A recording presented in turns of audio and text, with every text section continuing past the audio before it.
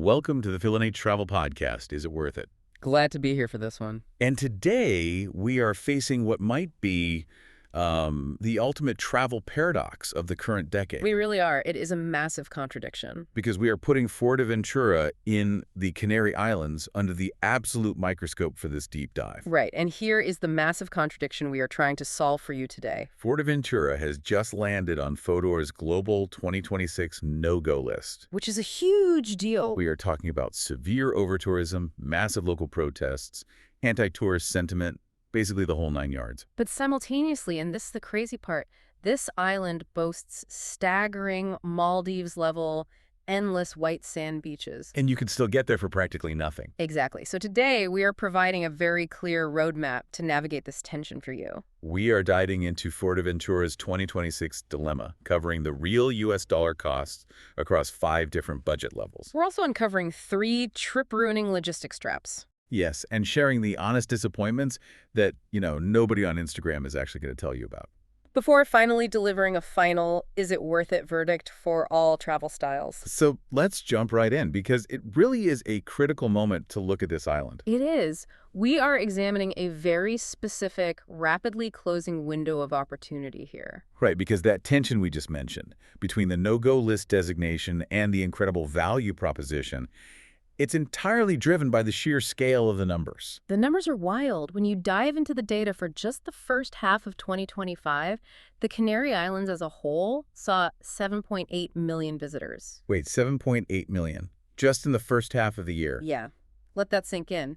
7.8 million people in 6 months descending on a small archipelago off the coast of Africa. That is just an unbelievable volume of human traffic. Which is exactly what sparked the local protests you've been seeing in the news. Right, with residents literally marching in the streets. Under the banner, Canarias tiene un limit. Which translates to, the Canaries have a limit. Exactly, and they are completely justified. Oh, totally. You cannot infinitely scale tourism on fragile island ecosystems where water and housing are already scarce. But I do want to push back on this headline narrative for a second. Go for it. Because treating the Canary Islands as one homogeneous block feels incredibly misleading. The nuance gets lost, doesn't it? It absolutely does. And that nuance is the key to understanding why Fuerteventura specifically is still viable for a trip. People hear Canary Islands and they immediately picture the intense shoulder-to-shoulder congestion of Tenerife or Gran Canaria. Right, the super built-up areas. But Fuerteventura is the second largest island in the entire archipelago. It covers a sprawling 1,659 square kilometers. Yet it boasts 152 kilometers of coastline.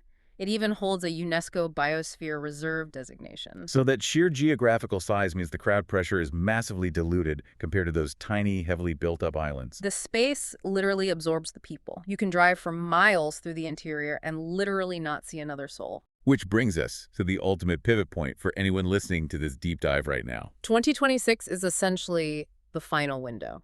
Yeah, because of that 7.8 million visitor crush, incoming access fees are being finalized right now. They're being implemented for the Corralejo Dunes and other protected ecological sites. Meaning that by 2027, the baseline cost of experiencing this island is going to be meaningfully higher. The era of unrestricted free wandering is ending. But right now, today, most of the island's world-class surf and windsurfing beaches are still completely free to access. And the current flight costs reflect that open window perfectly. Let's look at those flight prices, because they explain why the European market is so obsessed with this destination. If you are flying out of London, round trips start at an incredible $39. Hold on, $39. I literally spend more than that on a week of coffee. I know, it defies logic, until you understand the sheer volume of budget airlines servicing the route. What if you are listening in Sydney or Melbourne? You are obviously looking at a longer haul. Yeah, from Australia, you will pay $850 to $1,050 for a round trip. And that's connecting via European hubs like London or Madrid, I assume. Correct. And from North America, specifically Toronto, you can expect to pay between $680 and $820. So even from North America or Australia, the access point is incredibly reasonable for an island getaway. It really is. It's like buying stock in a brilliant, disruptive company right before it goes completely mainstream. The fundamentals of the island are amazing. The financial numbers still work perfectly for the traveler, but the window to buy in at the ground floor is closing fast. Exactly, before the fees and restrictions completely alter the landscape. But to capitalize on this closing window, you really have to know exactly when to step through it. Timing is everything here. If you get the timing wrong, you're going to walk right into the crush of those 7.8 million visitors. And then the cheap island suddenly becomes aggressively expensive. Right. Let's get into the timing. Huh? Because the climate there is wild. It's not a Mediterranean climate at all, is it? Not even close. It is a hot desert climate with year-round sun. That is undeniably the island's greatest asset. But it's also the mechanism that creates its biggest problem. Because there is never truly a bad weather month. Right. So it is perpetually busy. However, the demographics of who is visiting and the prices they're willing to pay shift violently depending on the season. So break down that calendar for us, because I think most people assume summer is peak season everywhere in Europe. That is the very first major misconception you have to drop. Okay, so when is peak season? Peak season on Fuerteventura is actually January through March. Wow, really? The winter? Yeah, this is when the island is absolutely flooded with UK, German, and Scandinavian sun-seekers who are desperate to escape the freezing, dark, northern European winter. Makes sense. Where do they usually go? They cluster heavily in two main areas, Corralejo in the north and the Jandia Resort Strip in the south. And what does that do to the prices? During this 3-month window, hotel prices spike by 30 to 40%. Ouch. You are paying accommodation costs that are 35% higher than in the shoulder season.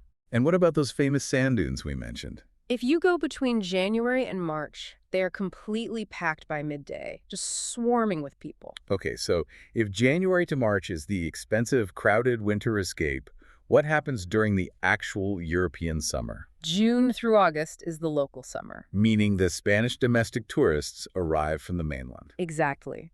The beaches remain busy, but the inland heat becomes a severe trip-altering issue. How hot are we talking? We are talking extreme temperatures, regularly hitting 95 to 102 degrees Fahrenheit inland. Which completely ruins hiking. It makes exploring the interior villages absolutely miserable. And I guess it forces everyone to crowd the coastlines just to find a breeze. Right.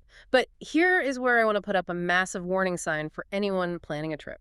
There is a danger zone in that summer block that you absolutely must avoid. Specifically, the first 2 weeks of August. The European mass travel window. It is absolute chaos, worse than chaos, honestly. It is financial self-sabotage. You have German and Dutch mass travel converging at the exact same time as the Spanish domestic market. It's the equivalent of Uber surge pricing during a hurricane. That sheer concentrated demand drives prices up by a staggering 50% practically overnight. Which creates a ridiculous situation where literally every single resort area restaurant is running an agonizing waiting list. Think about that. You're paying a 50% premium just to stand in line on a sidewalk in 100-degree heat waiting for an overpriced table. Yeah, skip early August entirely. Just do not do it. Which logically leaves us with the sweet spots, the shoulder seasons. And we are talking about April, May, October, and November here. This is when the temperatures sit at a perfectly comfortable 72 to 78 degrees Fahrenheit. You get steady, reliable trade winds, too. Which is crucial if you are heading to Fuerteventura Beach for wind sports. And crucially, accommodation drops back down to its true, reasonable value range. I should note, for any families listening who are tied to school schedules, April and October are your strategic targets. Because you avoid the extreme heat penalties of summer, you dodge the winter price spikes, but you still get fantastic weather. But there's a secret level here. If I'm a budget traveler who is not tied to a school schedule, is September basically a cheat code for Fuerteventura? It is the ultimate cheat code. September is criminally underrated across the Canary Islands. Why is that? Because the moment the calendar flicks to September, tourist volumes absolutely plummet as schools across Europe return to session. So the families leave. Yes.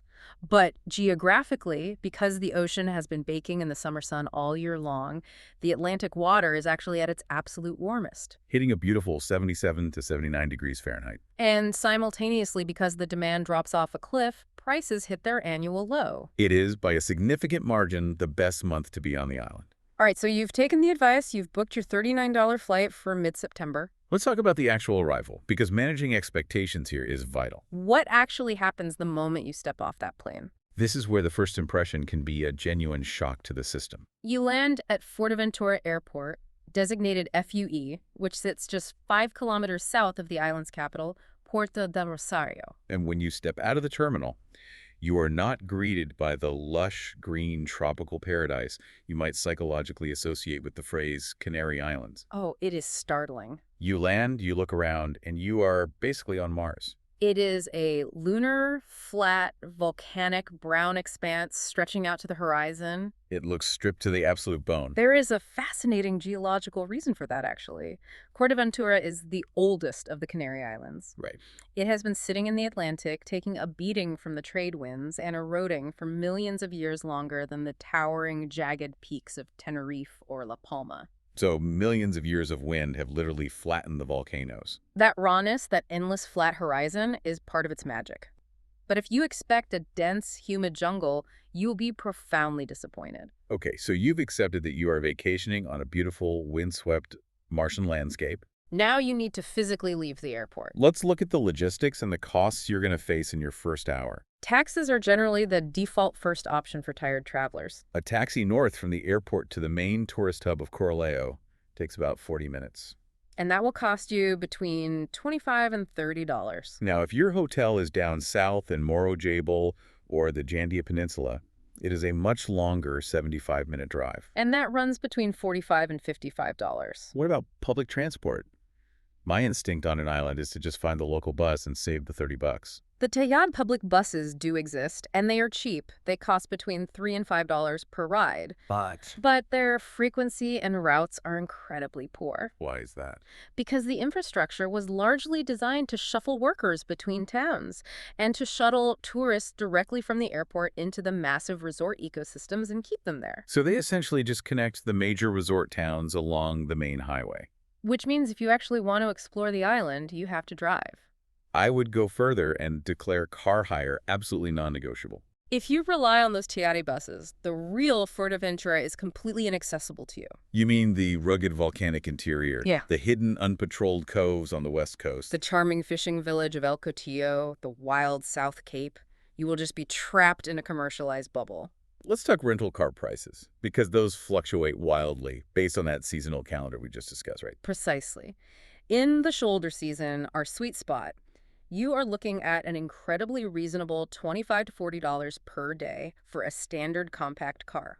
That is really cheap. But if you show up in that peak January through March window, the massive demand constraint pushes that exact same compact car up to $55 to $75 per day. And a crucial pro tip, the moment you get those keys, drive straight into Puerto del Rosario and fuel up there. Do not wait until you get to your resort. The fuel margins at the gas stations adjacent to the tourist strips are noticeably higher. Do not pay the invisible tourist tax on gas. So we've got the compact car, the tank is full of fairly priced local gas, and we are on the road. Where are we parking it? Let's unpack the 4 tiers of sleeping on the island, starting with the absolute ground floor. The budget backpackers. For the budget and backpacker tier, Corralejo in the north is the undisputed hub of the island. It is where the hostels, the surf schools, and the cheap bars are clustered. Private rooms in hostels and guest houses here run between $35 and $55 a night. A standout property to highlight is the Corralejo Surfing Colors Hostel. You can get a private room there starting from $38, and dormitory beds run from an incredibly cheap 18 times to $22 a night. But I want to throw a massive caveat in here. Corralejo is heavily touristy and it is loud. It's a party town built around surf culture. If you are sharing dorm walls, you are going to hear that nightlife. That is a very fair warning. If you are a budget traveler who values quiet early mornings and reading a book over late-night bar crawls, you need to avoid Corralejo. And head to the northwest coast to El Cotillo, right? Yes, the vibe there is much more subdued and authentic. Moving up a tier to what I genuinely believe is the smartest way to tackle this island. Self-catering apartments. This is undoubtedly the ultimate value play on Fuerteventura, The sheer volume of apartment stock built over the last 20 years is huge. which keeps prices highly competitive. A standard one-bedroom apartment in Corralejo or down the East Coast in Caleta de Fusto runs $55 to $90 a night in the shoulder season. And that jumps to $90 to $130 in the peak season. If you are traveling with a family and need a two-bedroom apartment, you are looking at a very manageable $95 to $140 a night in the shoulder season. And here's a strategic tip. Everyone automatically defaults to Airbnb or Booking.com because it's easy.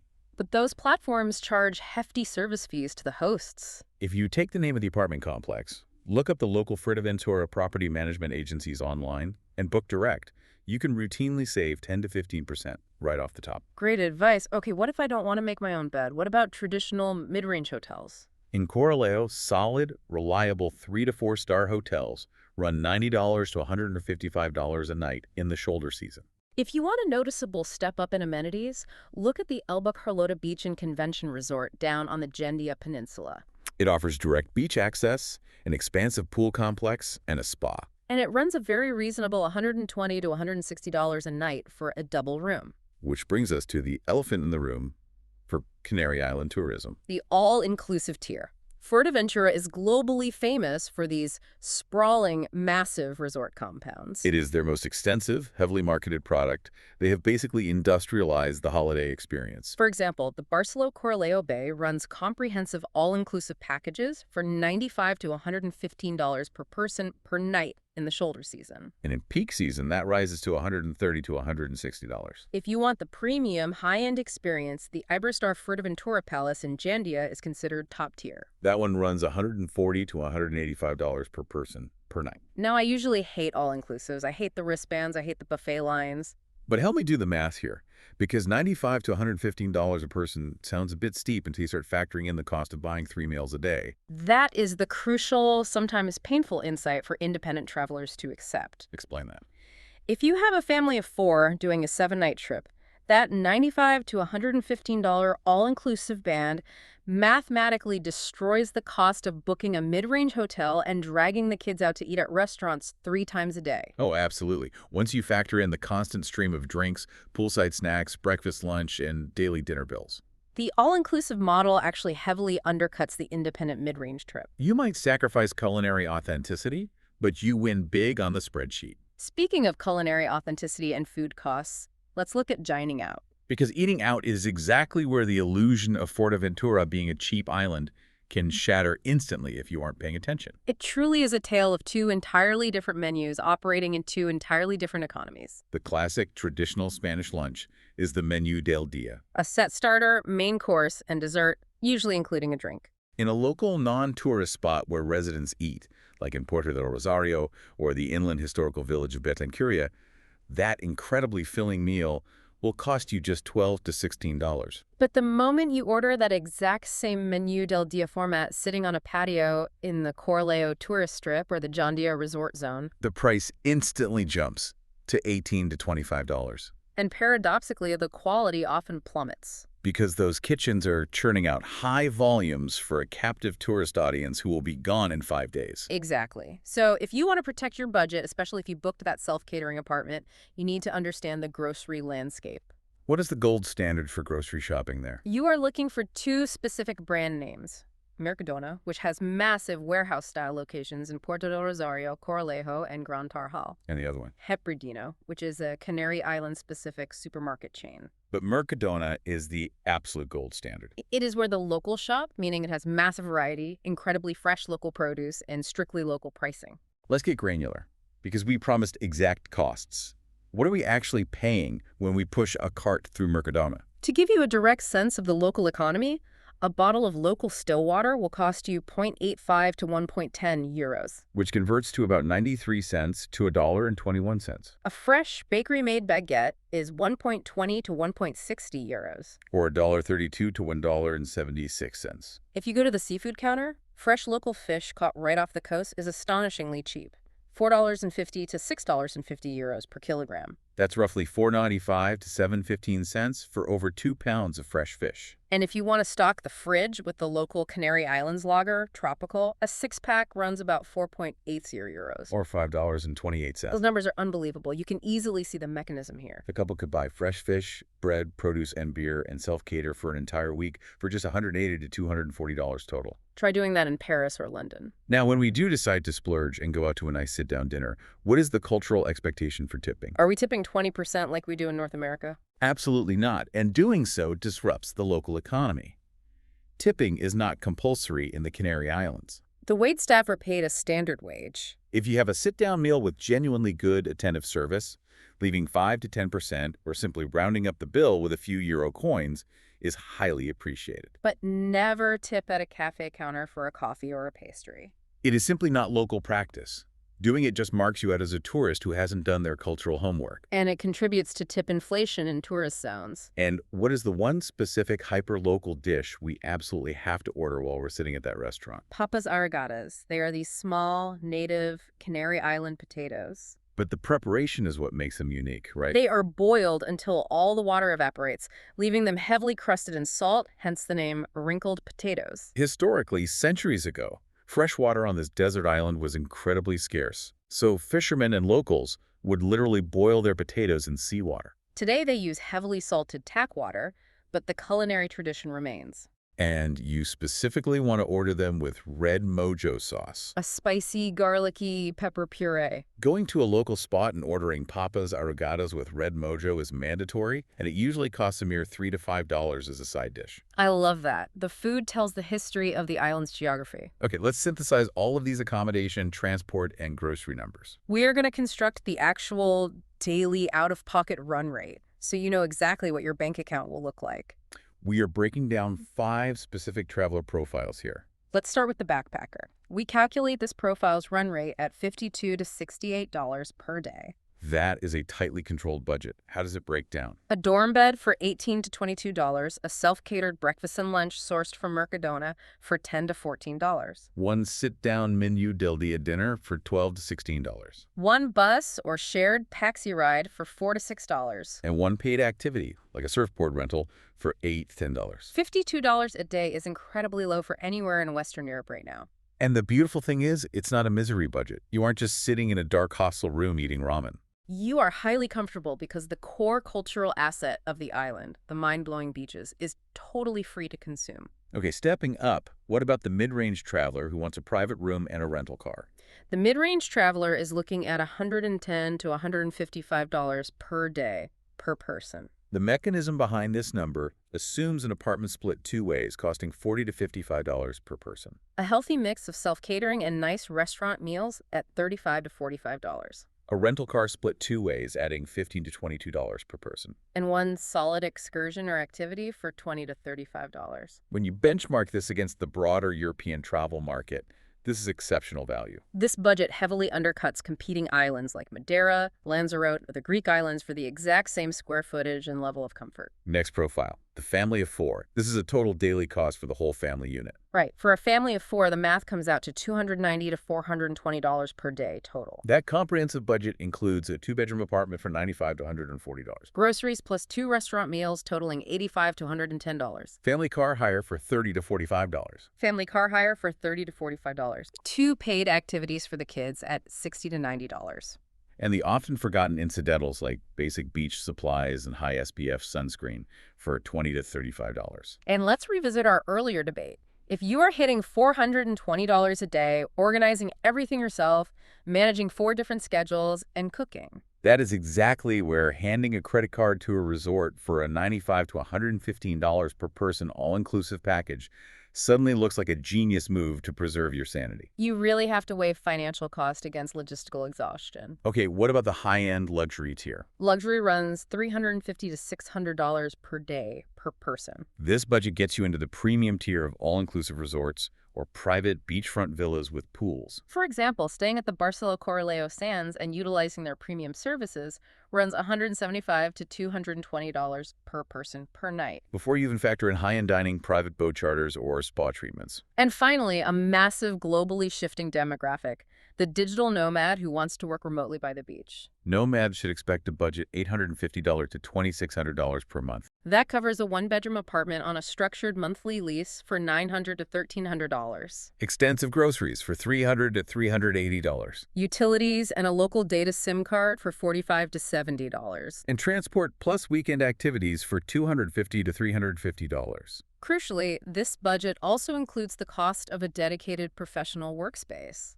Corralejo Surf Office caters specifically to remote workers with high-speed internet and ergonomic setups. And it costs $180 to $240 a month. Overall, building a life here for a month is vastly better value than trying to base yourself in the highly gentrified nomad hubs of Gran Canaria or Tenerife. Those budgets genuinely look fantastic across the board But I want to pull the curtain back on the dark side of the Fuerteventura spreadsheet. because those numbers are perfectly accurate right up until you fall into one of the three specific traps designed by the local tourism industry to separate you from your cash. Let's unpack these three named logistics traps, because falling into them will absolutely ruin the value of your trip. Let's start with trap one, the fuel surcharge ambush. This happens right at the airport. The mechanism here relies on budget car hire companies intentionally pushing a full-to-empty fuel policy on exhausted travelers. Right, you've just flown for 6 hours, you show up at the rental desk, they give you the keys to a car with a full tank. And the agent smiles and says, don't worry about finding a gas station before you return it.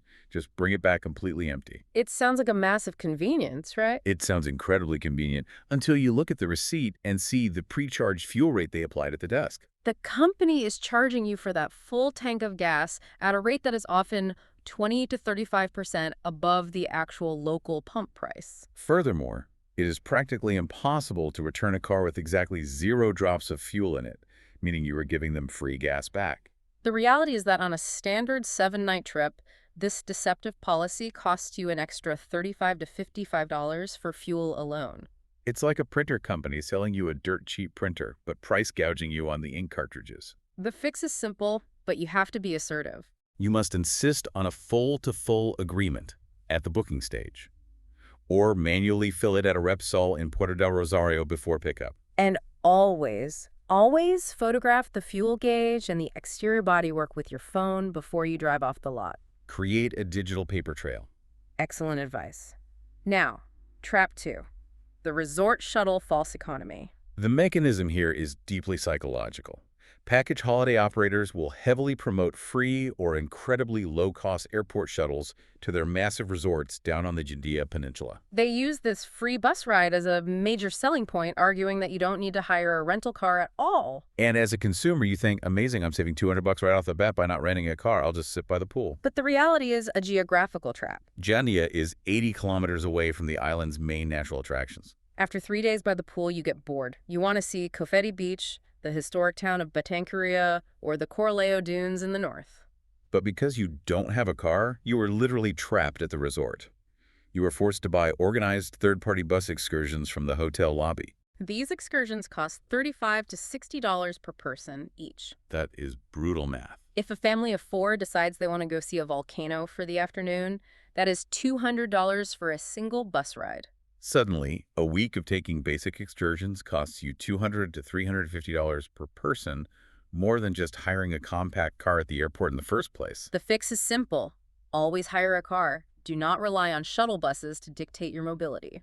Which brings us to trap 3, the Corralejo Old Town versus new development price gap. The mechanism here is a simple failure of geographical research by the tourist. The town of Corralejo is distinctly split in two. You have the original historic old town fishing village clustered around the harbor to the north. And a sprawling, characterless new development zone of strip malls and large hotels spreading to the south. And the prices in that new development zone are completely disconnected from reality. Because it caters entirely to international tourists who don't know any better, prices are 30 to 40% more expensive for identical or often worse quality food. A standard paella for 2 in a restaurant in the new zone is going to cost you $38.20 to $48. But if you literally just walk 10 minutes north to a small, family-run spot in the old town, that exact same paella, cooked with more care, is $22 to $30. the fix here happens weeks before you even arrive on the island.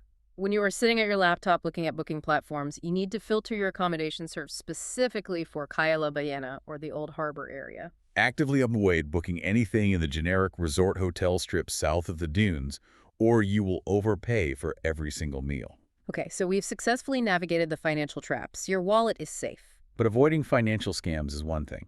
Protecting your physical safety on a raw, volcanic desert island sitting in the open ocean is another entirely. This is a crucial distinction. Broadly speaking, Fuerteventura is a remarkably safe destination regarding human crime. The real danger, the actual statistical risk to life and limb, does not come from pickpockets. It comes from the environment, specifically the power of the water and the deceitfulness of the wind. Let's talk about the West Coast first. Because people fly down from London, they picture the calm, bathtub-warm Mediterranean Sea, and they run into the water. But this is emphatically not the Mediterranean. No, you are facing the unbroken power of the open Atlantic Ocean. The west coast of Fuerteventura, encompassing raw areas like Playa de la Viuda and the beaches south of El Cotillo, regularly sees massive swells of 2 to 4 meters. But the visible waves aren't the main threat. It's the rip currents. They are fierce, pulling millions of gallons of water back out to sea, and they are often completely invisible from the shore to an untrained eye. You should only ever swim where official lifeguard flags are flying. Entering the water at unpatrolled West Coast beaches requires advanced, deeply experienced surf knowledge. Now, contrast that with the East Coast, places like Corralejo, Caleta de Fuste, and Jandia. That is the sheltered side of the island. The water there is calm, relatively flat, and perfectly engineered for families with small children. Exactly. The geography of the island protects the East Coast from the Atlantic swells. Now, looking at personal safety, particularly for solo female travelers, the island is highly rated. Walking around the old town of Corralejo at night is generally fine. And because the island is built around this deeply ingrained surf culture, it naturally fosters instant, easygoing social networks. Making it very easy to meet people safely. But there is one major physical scam we need to highlight, and it's happening right out in the open in the main square of Corralejo. Yes. If you walk through town, you will inevitably be approached by unofficial, aggressive operators offering guided quad bike tours into the volcanic interior. Do not engage with them. They operate without written contracts, and crucially, they do not carry liability insurance. The inland dirt tracks are incredibly rough, deeply rutted, and dangerous. Consequently, quad bike accidents represent a highly disproportionate amount of tourist medical claims and hospital visits on the island. Only ever book tours through registered, legitimate operators who have physical offices and require you to sign insurance waivers. And finally, on safety, let's talk about family comfort. We mentioned the East Coast water is great for kids. It sits at a lovely 74 to 79 degrees Fahrenheit from May through November. But the real hidden threat that ruins thousands of vacations every year is sunburn. It is incredibly deceptive because of the climate mechanism. People forget that Fuerteventura shares a direct latitude line with the Sahara Desert in Africa. From April through October, the UV index hits a blistering 8 to 10. The sun is beating down with incredible intensity. But because those strong, constant trade winds we talked about are continuously cooling your skin, your body's alarm system fails. You literally don't feel yourself burning. Most severe, blistering sunburns happen on days when the wind makes the ambient air feel deceptively mild. Reapplying SPF 50 every hour is non-negotiable. Do not let a breeze trick you into a second-degree burn. All right, let's move into the fun stuff. You're physically safe, your budget is intact, you didn't buy a sketchy, uninsured quad bike tour, and you haven't turned into a lobster. What actually makes this trip unforgettable? And conversely, what will leave you utterly underwhelmed? Let's do the best moments and honest disappointments. The absolute peak bucket list experience on the entire island is Cofete Beach. It is located out on the extreme southwest tip of the Jandia Peninsula, and just getting there is an adventure in itself. You have to drive an 8-kilometer jarring, unpaved dirt track through the mountains. But the visual payoff is astounding. A completely wild, untamed 14-kilometer stretch of beach, backed directly by sheer 3,000-foot volcanic peaks rising straight out of the sand. And the best part, the cost is basically zero. It's $0 to access the beach. Maybe an unofficial $8 to $12 tip for the local guys directing parking at the end of the dirt road? But you absolutely need a 4x4 vehicle, or at least a very, very confident driver willing to risk the undercarriage of a standard rental car. It is a raw, precious, deeply isolated experience in an era defined by overtourism. What is next on the highlight reel? The Corralejo Dunes. We are talking about 10 square kilometers of brilliant, rolling white sand dunes.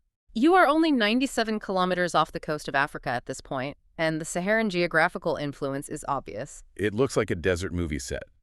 But the logistical trick here is vital. You must go before 10 a.m. to beat the massive air-conditioned day tripper buses that flood the area by noon. And for the active crowd, you cannot ignore the Sotavento Lagoon. It is globally recognized as world-class for kitesurfing and windsurfing. If you've never done it and want to learn, a comprehensive 2-hour beginner lesson with an instructor will cost you $75 to $95. If you're already a pro and just want to show up, full gear rental is a very reasonable $55 to $70 a day. And for a touch of actual history, which is rare in the resort zones, you must visit Betancuria. It is the old historical capital, situated 14 kilometers off the main coastal road, hidden in a valley to protect it from pirate attacks centuries ago. The absolute highlight there is having a long, slow lunch at Casa Santa Maria. It runs $18 to $25 a person, but it is genuinely, without exaggeration, one of the best traditional Canarian meals available on the island. Okay, those are the undeniable highs. But we promised the honest verdict. Give me the lows. What are the honest disappointments that the Instagram influencers are deliberately cropping out of their photos? We have to talk about the primary resort strip stretching down the east coast from Caleta de Fuste up to the airport. It is deeply grim. We are talking about massive, uninspired blocks of 1990s concrete architecture that possess all the charm and personality of a brutalist car park. If you accidentally book a hotel in this specific zone, you will likely spend your entire vacation renting a car just to escape the sheer ugliness of it. What about the capital city? Usually the capital is the cultural heartbeat. What about Puerto del Rosario? It has almost nothing of value for international tourists. It is a highly functional industrial administrative hub. It is where you go for government paperwork or heavy hardware. Do not dedicate a precious vacation day trip to wandering around it. You will be bored to tears.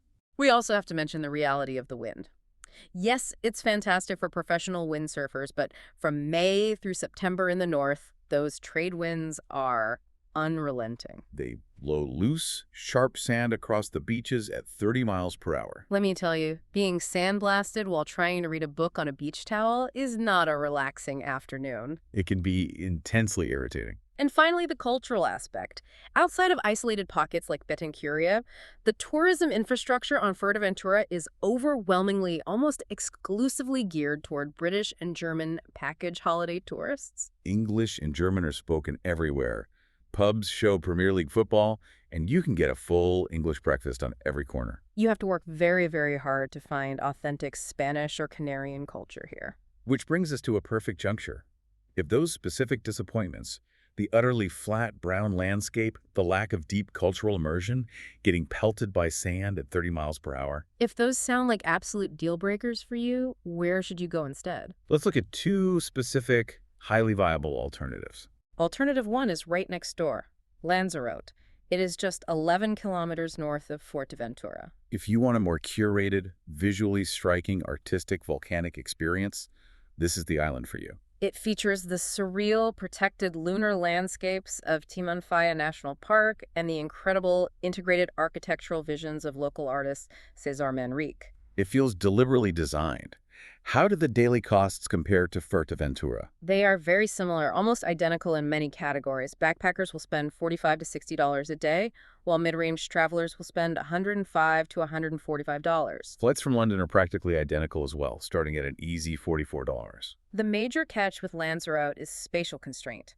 Lanzarote is much smaller. It's only 845 square kilometers compared to Fuerteventura's sprawling 1,659 square kilometers. Because it handles similar tourist volumes in half the space, it feels noticeably more crowded and congested. But the secret here is that you don't actually have to choose one or the other, do you? Because of the proximity, you can take a fast ferry from Arrecife on Lanzarote straight across the water to Corralejo on Fuerteventura. It only takes 25 minutes and costs $27 to $35. Doing a combined trip, getting the culture of Lanzarote and the expansive beaches of Fuerteventura, is arguably the smartest logistical play you can make. Now, what's alternative 2 for someone who wants a completely different vibe? Alternative 2 is Madeira, Portugal.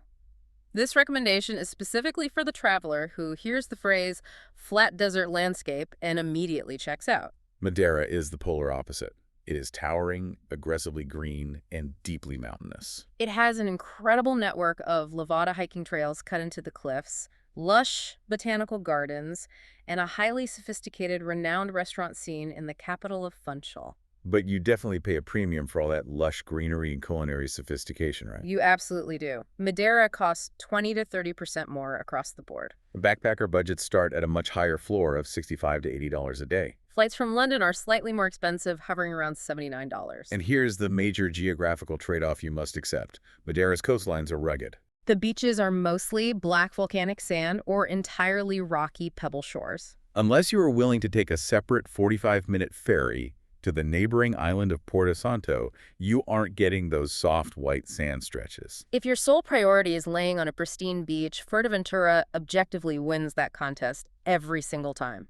All right, this is the moment. We've covered every economic number, every logistical trap, the historical food, and the wind speeds. It is time for the final verdict across all traveler profiles. Let's run the Is It Worth It matrix. Let's run through them systematically. For the backpacker, it is a resounding yes. At 52 to 68 owed a day, relying heavily on the completely free natural beaches and utilizing Mercadona for local grocery pricing, it is a massive budget winner in the European landscape. But the caveat we discussed is crucial to that success. You must hire a car, or the expensive third-party bus excursions will completely destroy that tight budget by 40 to 60%. And crucially, you must book this trip before the 2026 fee structures for natural parks are finalized. For the mid-range traveler, it is a strong yes. At $110 to $155 a day, you are securing a vacation experience that is 30 to 40% cheaper than a comparable trip to Madeira. And an astonishing 50 to 70% cheaper than trying to achieve the same comfort level in the Greek islands right now. The wind sports value alone is unbeatable. But again, you have to utilize this 2026 window before the crowds permanently alter the pricing model. For the family profile, it is a conditional yes. At a total of $290 to $420 a day, it works incredibly well financially if you're willing to put in the effort to self-cater for 5 out of 7 days. But remember our warning about the uninspiring, brutalist resort architecture. You go to Fuerteventura with your family strictly for the sun, the swimming, and the sand. You do not go for deep historical or cultural enrichment. For the luxury traveler, it's a qualified yes.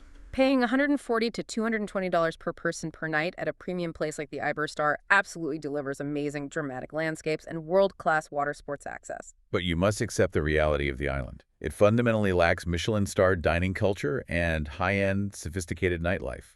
It is a barefoot luxury, not a Monaco luxury. And finally, for the digital nomad. Yes.